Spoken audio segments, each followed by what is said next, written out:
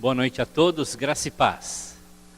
Gostaria de falar sobre um assunto muito importante, porque tem relação a tudo que nós fazemos na vida, que é o entendimento da batalha espiritual que nós passamos todos os dias.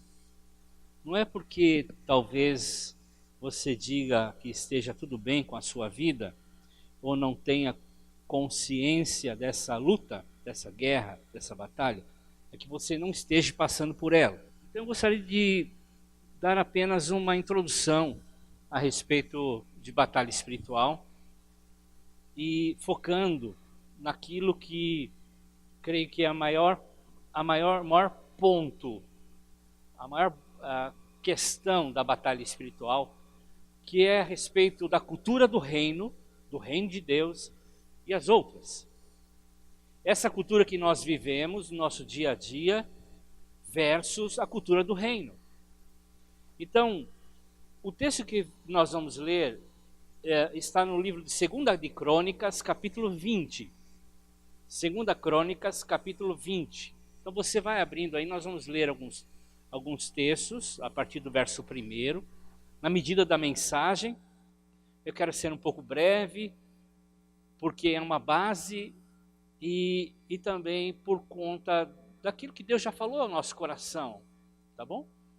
Então, 2 Crônicas, capítulo 20. Não vamos ler agora, daqui a pouco vamos iniciar a leitura. Muito bem.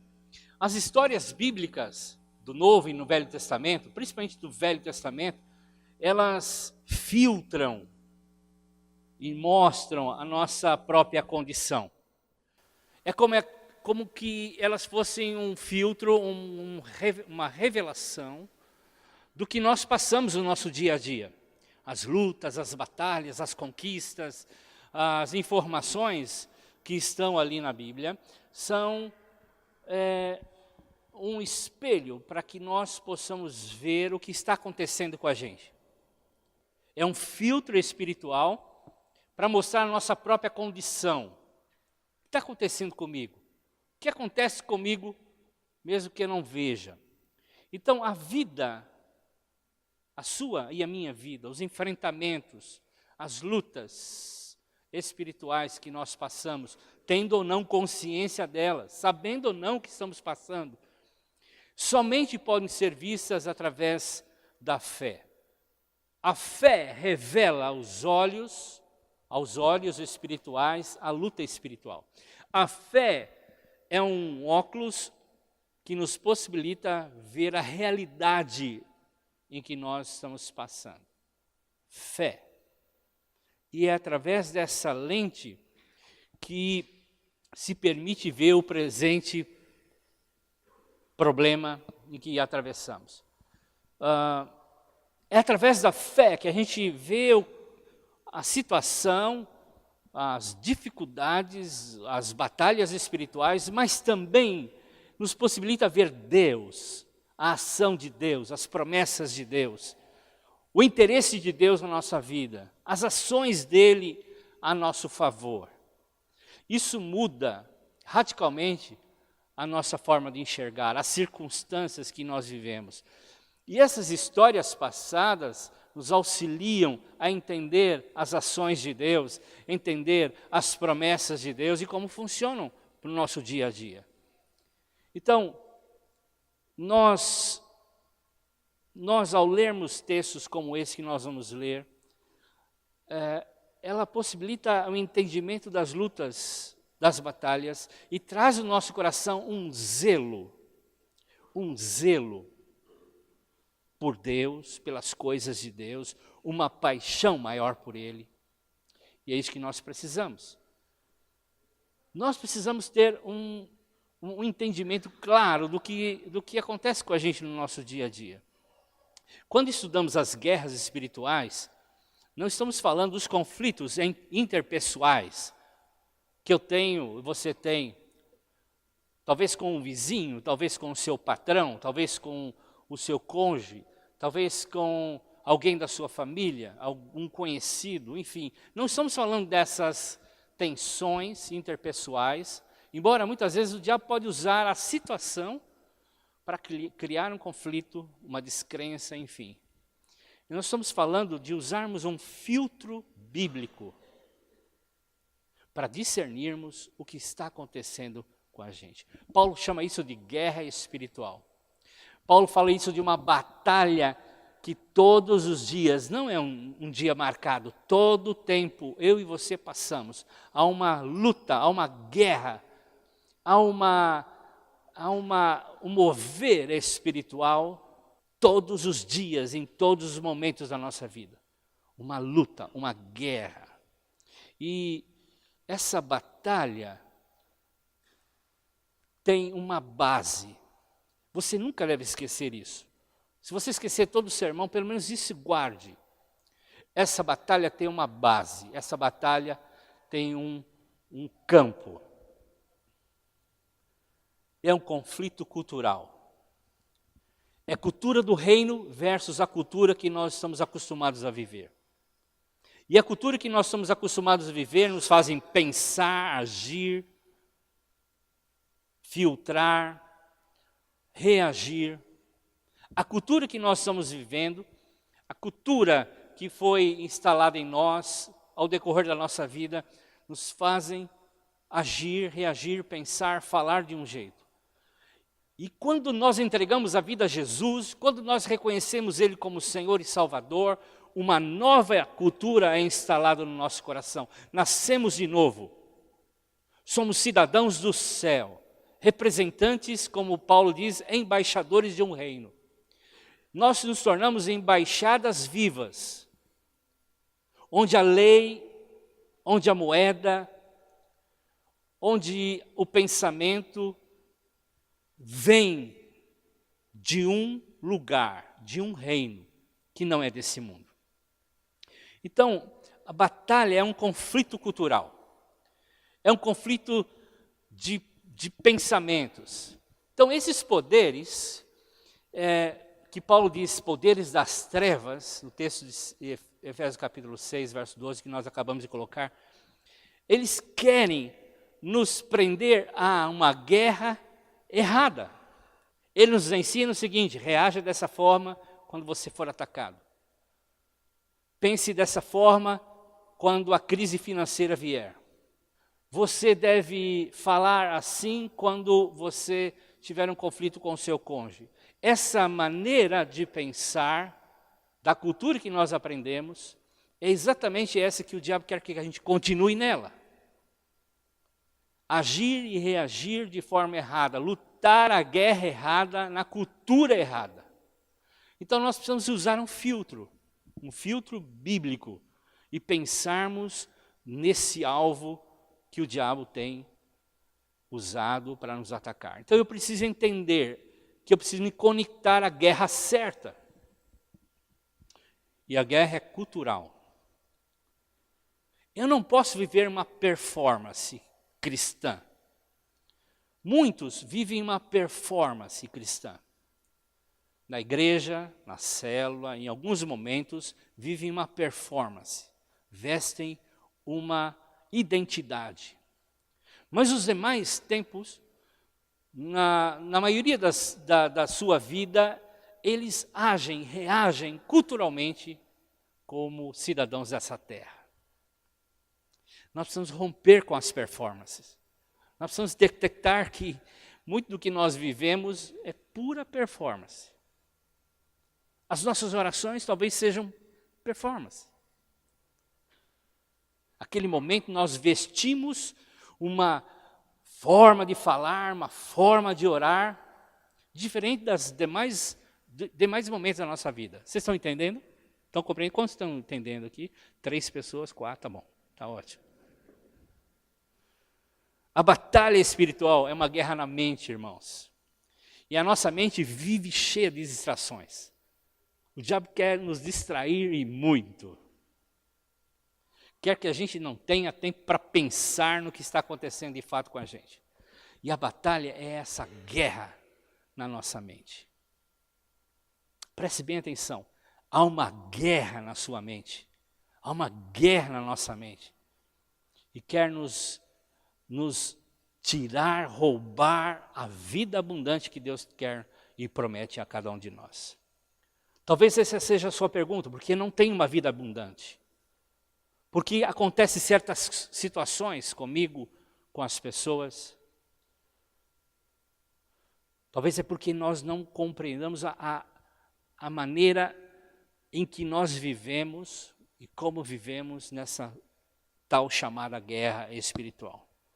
E nessa batalha nós precisamos pensar através desse filtro bíblico para que a gente possa atingir o alvo demoníaco. Então, quando acontece isso, a nossa mente fica liberta, então o diabo não tem mais controle na cultura em que nós vivemos, e agora assumimos a cultura do reino que nos empodera, que faz com que a gente traga o céu para a terra. E as coisas podem acontecer. Cristianismo não é a gente participar de um grupo e viver de forma conformada com a cultura em que nós vivemos. É uma contracultura. É uma contracultura chamada Reino de Deus. É um novo paradigma. É um novo paradigma, é uma nova maneira de pensar.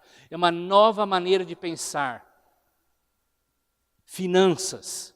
É uma nova maneira de pensar como eu reajo diante da política. É uma nova maneira de pensar como eu tenho que ser um pai de família, um esposo, uma mãe, uma esposa, um filho. É uma nova maneira de pensar. É um novo paradigma. Então, as vitórias da nossa luta espiritual, elas são determinadas pelos pensamentos corretos. O que nós temos pensado. E ali o diabo, ele tem tomado espaço através das distrações e nos levado a viver a cultura dessa terra e não nos apossarmos do empoderamento que Deus nos dá no novo reino, no reino de Deus. Então, é fundamental que a gente pense, por que eu fui criado?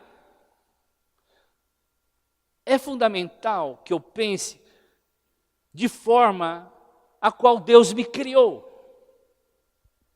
Nós temos um design novo. Nós temos a mente de Cristo. Paulo diz, nós temos a mente de Cristo. Temos que pensar como Cristo. E na medida que eu tenho consciência, eu sou liberto da escravidão dessa cultura. E eu começo a experimentar a cultura do reino, que é cheia de poder. Que me traz não só a graça perdoadora, que a graça tem dois sentidos. Ela me perdoa de todo o pecado, mas ela também me apodera, me dá poder para vencer o pecado e viver uma vida extraordinária.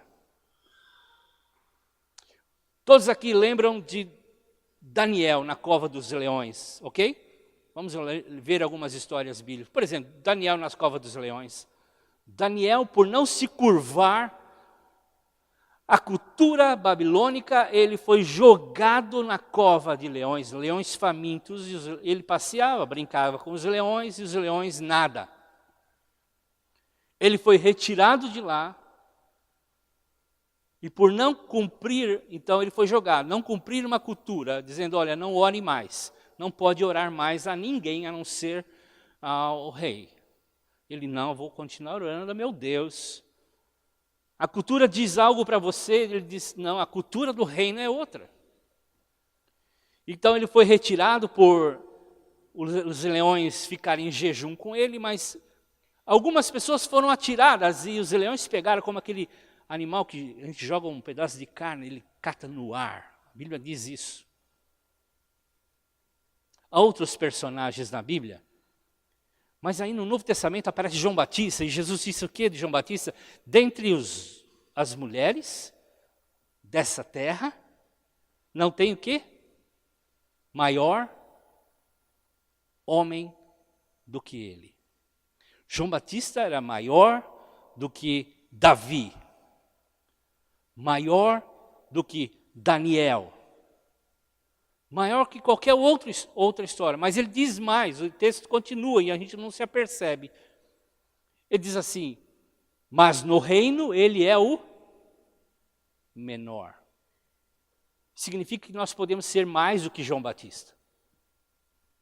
No reino nós somos extraordinários. Quando nós temos a consciência de quem somos em Cristo, filhos de Deus, cidadãos de um reino, a graça me dá o empoderamento, não só de ter meus pecados perdoados, todos eles, até o último dia da minha vida, mas me dá poder para resistir o pecado e mais, a viver uma vida extraordinária. E há muitos cristãos amarrados ainda a este mundo, atados à cultura desse mundo, e não sabem pensar outra coisa a não ser o que esse mundo ensina. E não se tornam extraordinários por não romperem a cultura. A nossa luta é espiritual. Há uma contracultura, chamada contracultura cristã. Eu e você precisamos, de fato, nos tornarmos impactantes para essa terra, esse mundo, como cidadãos do reino, trazendo o céu para a terra. É contra um reino que não é visto e que influencia a cultura, os valores das pessoas. Assim é esse mundo, controlando a vida das pessoas. Estão atados a esse mundo e não conseguem sair deles. Essa é a batalha espiritual, essa é a guerra. Mais do que um endemoniado, que é fácil tirar de um corpo de uma pessoa, no nome de Jesus, existe uma guerra espiritual acontecendo. E é mais poderosa do que nós imaginamos. É uma guerra de cultura. Então vamos abrir 2 Crônicas 20. Eu não iniciei, eu estou terminando, concluindo agora a minha mensagem. Abra em 2 Crônicas capítulo 20. Vamos ler alguns versículos. Primeiro de 1 a 3 diz assim, eu só vou comentar, já estou dando a base sobre guerra. Algum tempo depois, os exércitos dos Moabitas, dos Amonitas, junto com os Meunitas, invadiram o país de Judá. Alguns homens vieram e disseram a Josafá, um exército enorme do país de Edom veio do outro lado do Mar Morto atacar o Senhor. Eles já conquistaram a cidade de Razazão. E Josafá ficou com medo e orou ao Senhor Deus, pedindo socorro. Depois deu ordem para que todo o povo de Judá jejuasse. Todos se reuniram para pedir socorro ao Senhor de todas as cidades e todos os países. O povo veio para Jerusalém. Note que o povo, primeiro Josafá ficou com medo e começou a buscar o Senhor. Há uma cultura, há uma guerra de cultura. Quando Israel entra e domina aquele país, existem culturas que vão influenciar Israel e vão tirá-lo do propósito de Deus e vão deixar o povo enfraquecido. Pois bem, esse é um momento de restauração.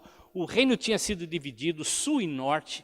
Josafá era o rei do sul, governava Judá e Jerusalém, e os inimigos se juntaram para destruir definitivamente Judá. Eles invadindo a terra, uma cultura invadindo a outra, imprimindo aquilo que nós estamos vendo ali, uma força manipulada. E aí então, Josafá faz algo que nós precisamos fazer em toda guerra, consultar ao Senhor, orar ao Senhor. Vida de oração não é um momento que nós separamos, eu orei 2 horas nesse dia. Vida de oração é viver em oração. Buscar discernir todos os momentos.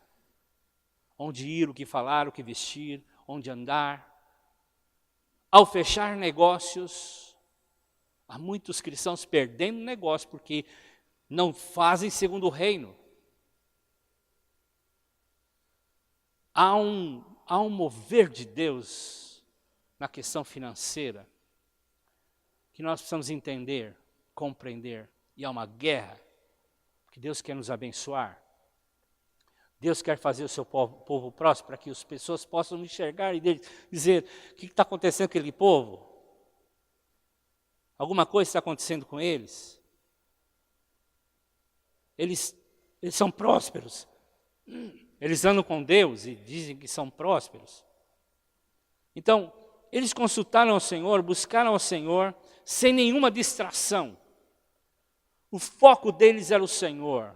O foco da nossa vida tem que ser o Senhor. O Senhor tem que ser o centro, não o primeiro, o centro. Onde Ele influencia as demais áreas da nossa vida. Ele é o centro da nossa vida social, Ele é o centro dos nossos negócios, é o centro da nossa família, é o centro, Ele é o centro. Então, Josafá buscou o Senhor, consultou ao Senhor, o texto, verso 21 fala sobre isso. Buscou o Senhor, sem distrações. Lembre-se, a maior guerra é na mente. Lembre-se que o maior objetivo de Satanás é trazer distrações. Dizer que nós somos em Cancún, não no Iraque, ou não na Síria. Nós estamos em batalha, estamos em luta. Lá está Josafá buscando ao Senhor. Versos 5 e 6. A gente de Judá e de Jerusalém se reúne no pátio do novo templo. Josafá se pôs em pé no meio deles e orou assim: Senhor Deus, nossos antepassados, Tu és o Deus do céu e governa todas as nações do mundo. Tu és forte e poderoso, ninguém pode resistir ao Teu poder.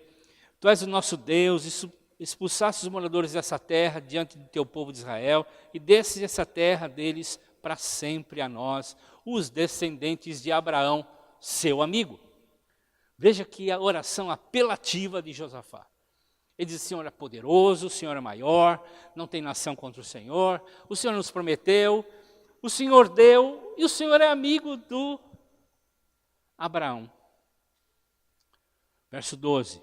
Ó Deus, castiga essa gente, pois fomos bastante fortes, não somos bastante fortes para resistir a esse enorme exército que está avançando contra nós. Não sabemos o que fazer e olhamos para Ti pedindo socorro. Na batalha espiritual, nós precisamos focar as promessas de Deus. E batalha espiritual é a nossa vida, hoje, amanhã e depois. Precisamos focar as promessas de Deus. Orar ao Senhor, nos humilhando diante dEle, dizendo: Senhor, não sei fazer isso. Não sou o suficiente. Não sei o que vai dar isso. Eu preciso da Tua ajuda. Se humilhar diante do Senhor. Há muitas frases que dizem assim: a batalha se ganha de joelhos. De fato, nós precisamos nos humilhar diante do Senhor, reconhecer nossa pequenez, quão necessitados somos diariamente, constantemente do Senhor. Não abrir mão disso. E aí, verso 13, todos os homens de Judá, com as suas mulheres, filhos, até filhos de colo, estavam ali de pé, diante do Senhor. Como na época de Neemias e Esdras, quando eles não tinham lei, eles ficaram dias ali sentados, ouvindo a lei. O povo estava em unidade, famílias unidas, igreja unida. Batalha se ganha na unidade. E eles buscaram o Senhor juntos, eles jejuaram juntos. Nós somos ilhas, nós somos um povo, uma família, e precisamos estar juntos em oração, em busca do Senhor, em quebrantamento diante dEle. A batalha se ganha assim. Nós nos tornamos maiores e fortes quando estamos juntos. Nós nos tornamos invencíveis e irresistíveis quando estamos juntos. Nós precisamos ter essa consciência de que nós não vamos conseguir sozinhos. Nós precisamos estar juntos, orarmos uns com os outros, desde bebês, fazermos um trabalho cultural do reino desde as crianças mais tenras, pequenas, de colo. Todas as vezes que nós subimos ali, os pastores sobem ali para dar aula e os professores estão ali fazendo isso. Nós damos a elas uma oração para que elas se tornem homens e mulheres que rompam a cultura onde eles estão vivendo. E que os pais sejam capazes de imprimir essa nova cultura na mente deles. Se nós queremos passar o legado, precisamos entender que o nosso teto é o chão deles. Nós estamos edificando, estamos construindo. E onde nós chegarmos, vai ser o teto onde eles vão continuar. Talvez nosso teto seja muito baixo. Precisamos erguer isso. A unidade, a oração, o jejum é fundamental. E verso 14, de repente o Espírito Santo desceu sobre um levita ali no meio do povo, profeta da casa, chamado Jaziel, que era descendente de Asaf. Aí dá a filiação, a família dele, é neto, filho de Zacarias, neto de Benaías, bisneto de Jeías, trisneto de Matanias. E Jaziel disse o seguinte, verso 15, povo de Judá, morador de Jerusalém, o rei Josafá, presta atenção, escutem isso, o que o Senhor diz, não se assustem, não fiquem com medo desse enorme exército, pois a batalha não é contra vocês, mas é contra mim. Toda vez que o Senhor fala, não tenha medo, é porque é para ter medo. 365 vezes Deus fala, não tenha medo na Bíblia. Não é porque é para ter medo, é porque a coisa é feia mesmo, a coisa está pegando. E aí Deus não amansa não, diz assim, esse enorme exército, ele até dá mesmo, ele não diminui, ele diz, é isso mesmo, é grande, a batalha é grande, o levante é enorme, mas não tenha medo, não tenha medo. E toda vez que Deus nos fala para não ter medo, não é para criar em nós uma reação psicológica de autoajuda, não é para criar na gente uma sensação de segurança. O que Deus quer fazer é que Ele colocou em nós, no nosso coração, habilidades para que a gente possa romper toda a guerra espiritual. Deus já nos deu habilidades, não tenha medo. Há capacidade no nosso coração, já dada por Deus, de romper com todo o medo.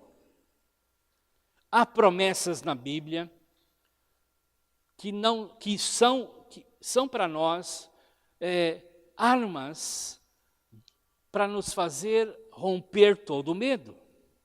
Então Deus dá capacidade para que a gente não tenha medo. Deus criou habilidades dentro da gente para que a gente possa enfrentar as batalhas. E o nosso papel é identificar como Ele está fazendo isso e nos mantendo humildes. Essa é a chave. Batalha espiritual é humildade. É sabermos quem somos e o que nós precisamos dele. Então Deus está criando essas habilidades para poder fazer que a gente cumpra o que Ele disse para a gente cumprir. Deus está dando essas habilidades. Em 2 Crônicas 20, 17 agora. Quando os encontrarem, vocês não precisarão lutar. Ufa, que bom. Fiquem parados ali, ok, parados ali. E verão como o Senhor Deus salvará vocês. O povo de Judá e os moradores de Jerusalém, não se assustem, não fiquem com medo. Marchem contra o inimigo. Ué, era para ficar parado ou era para marchar? Pois eu, o Senhor, estarei com vocês. Descansar ou marchar, né? Descansar ou marchar, lutar ou descansar. Tem hora que é para marchar, tem hora que é para descansar. Quando é que eu sei que na batalha eu tenho que descansar ou tenho que lutar? Quando? Eu não sei também. A gente tem que experimentar. A gente tem que ir para a luta, e se não funcionar, descanse. As duas vão te levar para avançar no reino. A Bíblia diz em Marcos 10:15, o reino de Deus deve ser recebido como uma criança. Como é que recebe uma criança? Descansando. Em Mateus 11:12 diz assim, o reino de Deus é tomado à força. Como é que é tomado à força? Lutando. Nós precisamos fazer uma delas. Precisamos discernir o que Deus está querendo naquele momento. Se é para a gente descansar, se é para a gente lutar. Mas uma delas vai nos levar à vitória. E às vezes Deus não fala. Às vezes Deus fica em silêncio. E é porque Ele não está emburrado com você, não é por causa disso não. Não é porque Ele está dizendo assim, olha o que Ele fez ontem, viu? Agora não vou falar com Ele mais uma semana. Não fala assim, não é assim, não funciona com a gente, como a gente funciona. Vou deixar Ele de castigo. Vou parar de falar com Ele para que Ele me escute da próxima vez. Ele faz isso ou porque Ele já falou, e a gente tem que ir lá no nosso coração saber como fazer, porque Ele já falou lá atrás, é a mesma arma, é a mesma forma, eu preciso capturar isso no meu coração, no meu HD, ou é porque Ele quer usar outra pessoa. No caso aqui, Ele usou um profeta, Jaziel. No caso de Davi, Ele usou Natã. Quando Davi foi procurar Natã, dizer assim, eu vou construir um templo. Interessante aquele texto de 1 Crônicas, capítulo 17, e o Natã falou assim, vai. Aí ele tem um sonho na noite e diz, olha, não vai. Vai e não vai. Vai porque o templo está no coração de Davi. Deus não queria habitar em nenhuma cidade, está lá em 1 Crônicas, capítulo 17, mas Ele habitou no coração de Davi, porque no coração de Davi tinha um sonho de construir o templo.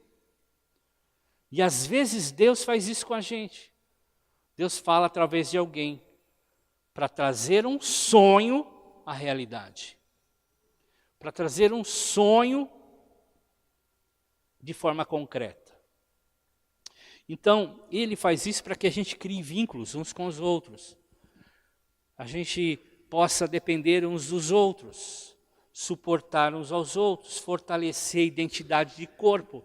Por isso Ele usa um outro profeta. Um profeta da casa. Continuando a ler, 2 de Crônicas, capítulo 20, verso 20.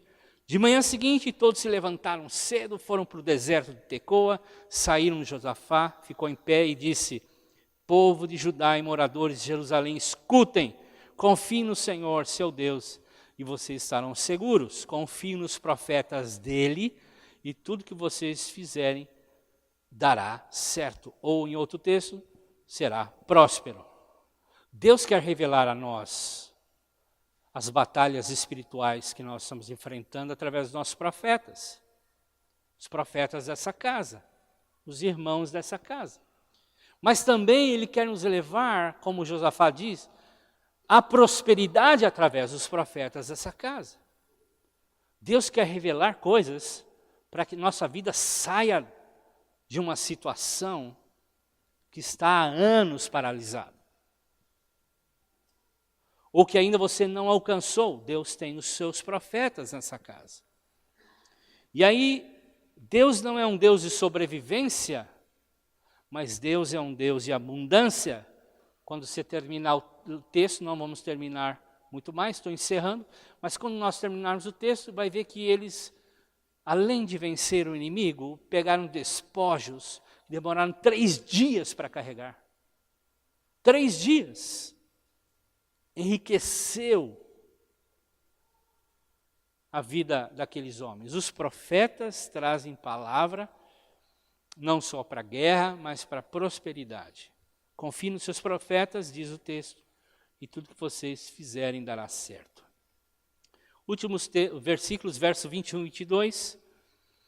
Depois de consultar o povo, Josafá nomeou alguns homens para cantarem ao Senhor e louvarem. Eu usei esse texto porque ele fala o que eu gostaria de falar aqui. para louvarem pelo esplendor da sua santidade, indo à frente do exército, cantando: deem graças ao Senhor, pois o seu amor dura para sempre. Veja só, adoração não é um instrumento para massagear o ego divino, dizer assim: Deus, você é bom mesmo, bacana, legal, vem ao nosso socorro, vem. Adoração não é uma coisa para a gente tirar Deus da insegurança dele ser Deus e dar a ele a lembrança da identidade. O Senhor é Deus, o Senhor é bacana, o Senhor é forte, o Senhor é poderoso. Nada disso. Aqui existe algo espiritual. Aqui existe algo espiritual. Aqui faz com que os mundos colidam, céu e terra. Aqui traz o céu para a terra. A adoração, junto com a música, junto com o caráter de Deus, resolve problemas. Josafá não buscou soluções humanas para resolver o problema, como muitos de nós procuram. Vamos resolver um problema, vamos buscar soluções humanas. Vamos fazer parcerias, vamos fazer isso e aquilo. Ele buscou o quê? Solução do céu. E quando isso acontece, há um trabalho conjunto dos dois mundos. Nós trazemos o céu para a terra. Como a oração, quando nós oramos, curas acontecem. É o que o texto de Malaquias, capítulo 4, verso 2, diz que nas asas há cura. Nas asas do Senhor há cura. E eles louvaram a Deus pela beleza da sua santidade. O Senhor é bom, misericordioso, o Senhor é cheio de amor. É claro que Deus cura, Deus age por causa da sua misericórdia, do seu amor, da sua graça. Mas a cura, a intervenção de Deus numa batalha espiritual é expressão da sua santidade. Quando Jesus curava, ele estava expressando a sua santidade. Pedro diz: afasta de mim, Senhor, pois sou um homem pecador. Os milagres acontecem, a intervenção de Deus vem por causa da sua santidade. O povo tomou isso para sua mente e o povo começou a adorar ao Senhor. Adorar o Senhor. No Velho e no Novo Testamento nós encontramos isso. Que Jesus ensinou que a gente tem que amar a Deus sobre todas as coisas, de todo o coração, de toda a mente, de todo o espírito, de toda a força que é com o corpo. Então, eles têm um alinhamento da alma, corpo e espírito, um alinhamento. A realidade espiritual se torna algo na minha mente e eu expresso então com o meu corpo. É nessa caminhada da obediência que a cura acontece. É nesse mover do canto que a libertação acontece. Esse alinhamento da obediência no físico é o que nós precisamos muitas vezes. Quando eu ajoelho, ergo as mãos, quando eu grito, eu canto, quando eu exponho o meu corpo com danças, isso é uma expressão de adoração que leva à realidade da vitória sobre a guerra. Pegue as suas emoções e dê um foco a ela, através do seu corpo. A nossa mente, nosso raciocínio, sabe que Deus é santo e expressa isso através de uma música. E expressa isso através do corpo físico. O Dan McCollum, diz que da mesma forma que o nosso DNA pode ser convertido numa sequência alfanumérico, lógica, ela também pode ser transformada em notas musicais. Eu já vi isso na internet. As pessoas pegando uma sequência de um DNA de uma pessoa e transformando em notas musicais. Ou seja, cada um de nós é uma canção original. Cada um de nós já é uma canção original. Só falta pôr letra. Qual é a letra que está na sua mente? Desespero? Tomada de decisões segundo o que você aprendeu na vida? No curso desse mundo? Na cultura desse mundo? Ou você está trazendo o ambiente do céu para a terra? Você já tem a música, só falta a letra. E assim Deus se levanta a nosso favor e nos dá a vitória sobre a guerra. Último versículo, verso 22. Quando começaram a cantar, entoar louvores ao Senhor, o Senhor preparou emboscada contra os homens de Amon, Moabe, nos montes de Seir, que estavam invadindo Judá, e eles foram derrotados. Todos os enfrentamentos, todas as lutas da nossa vida, em qualquer área, nós precisamos entender que nós somos uma guerra espiritual e colocar diante do Senhor, para que a gente possa receber. Para alguns aqui é uma canção. Para alguns aqui uma canção vai ser libertadora. Eu já tive na minha juventude, bem lá atrás, adolescência, vamos pôr assim, um cântico que me libertou. Eu já tive um profeta discernindo o sonho que eu tive de um problema emocional que me amarrou durante um bom tempo. E eu sonhei, e eu estava compartilhando com um irmão de quarto, e ele escutou, e ele discerniu o sonho. E aquele discernimento foi imediato, foi uma libertação imediata. Uma explosão imediata de libertação. Talvez seja um cântico, talvez seja um sonho. Para muitos aqui uma música, uma letra. Talvez aqui algo está no seu coração, uma palavra vai ser libertadora. Como o Senhor esteve com o seu povo, o Senhor está com a gente hoje. E não é o último verso 27, eu não vi esse aqui. Depois os soldados de Judá e Jerusalém, com Josafá à frente, voltaram alegres para Jerusalém. Estavam contentes porque o Senhor lhe tinha dado a vitória na luta contra os inimigos. Note aqui, eles voltaram alegres. Antes de ficarem alegres, eles cantaram alegremente. Pegue isso, irmãos. Muita gente quer ficar alegre para cantar de forma alegre. Mas torne-se alegre para ficar alegre. Torne-se alegre. Cante para ficar alegre. E não espere ficar alegre para tornar-se alegre com a vitória e com as conquistas. Eles já estavam alegres antes. Antes de cair um inimigo, eles já estavam alegres. Se alegre para se alegrar. Não se alegre com a vitória para se alegrar. Pense num aspecto da natureza de Deus. Pense em algo de Deus para a sua vida. Entenda a sua luta espiritual. Você não está em Cancún, você está na Síria. Sua vida é uma grande luta espiritual. Você precisa entender isso.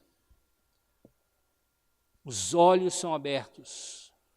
Nós discernimos e entendemos Deus, colocamos Deus à frente, no centro. As coisas acontecem, fluem melhor. Resultados serão poderosos.